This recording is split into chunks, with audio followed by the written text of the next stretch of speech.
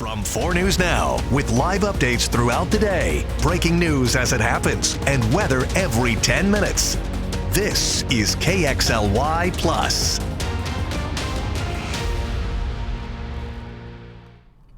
Good afternoon. For 4 News Now, I'm Rob King.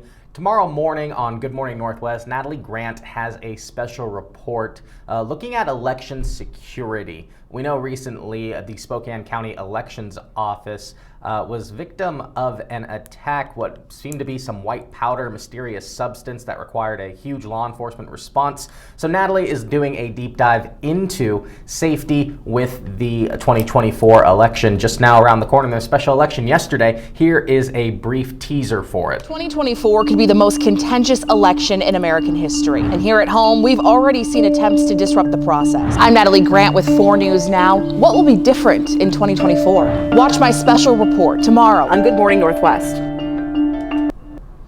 And we'll bring in Natalie to talk a little bit about the special report before it airs tomorrow. Natalie, why was this what you wanted to do? Why do you wanted to cover? Well, Rob, first off, thanks for having me for this. This is really fun. I guess with this topic, we're heading into such a giant year when it comes to elections. We have 5 this year that people in Spokane County will be voting in specifically. That's between primaries, that's between kind of that general election that we're all wrapping up in, and then special elections like we saw yesterday. So there's 5 elections total, 5 times that ballots will be sent out to our homes for us to vote in. And the last time this happened was when we saw that big incident that didn't just impact Spokane here in our elections office, but different elections offices across Washington and other states like Oregon and places close to Atlanta. So this isn't a unique situation, but it can kind of make you it can make you question, is my ballot safe? Is my vote safe? Is the system that we have in place, does it work? Are things running the way that they should be? And so we kind of took a deep dive into that to see what works and what is already in place to make sure that all of our votes are counted the correct way here in Spokane. Coming out of that event where that happened, no one was injured, but that substance did have trace amounts of fentanyl in it. How is the elections office sort of responding to that, and are they making any changes, if so? Yeah, that was one of the questions that we asked the county auditor, Vicki Dalton, when we went on our tour of the elections office for this story, kind of taking us through the journey of the ballot from when it enters into those doors to when it goes all the way to tabulation.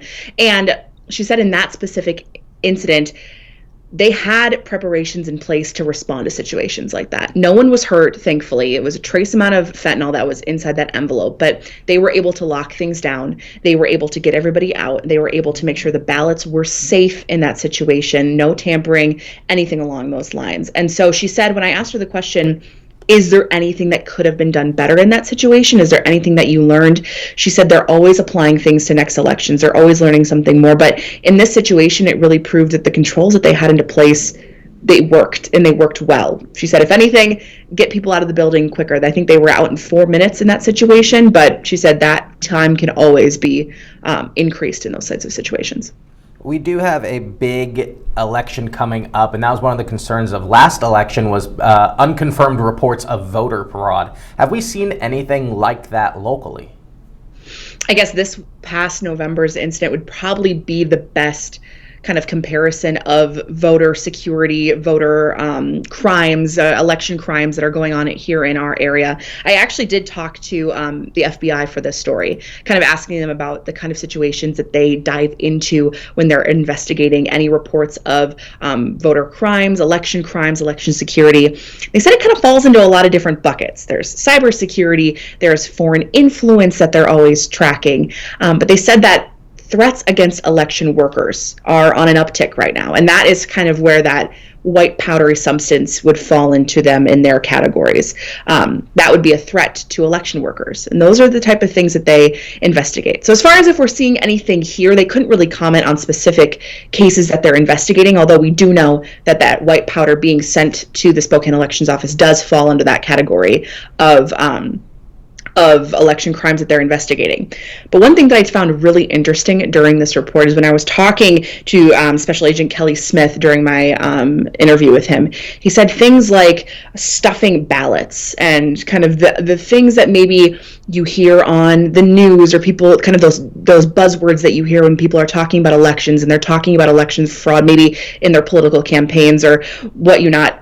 Stuffing ballots, he said those things don't necessarily happen all that often. It's going to be more of the cyber security instances that they're looking into. It's going to be more of federal tampering with elections. Those are the kind of situations that they see most common.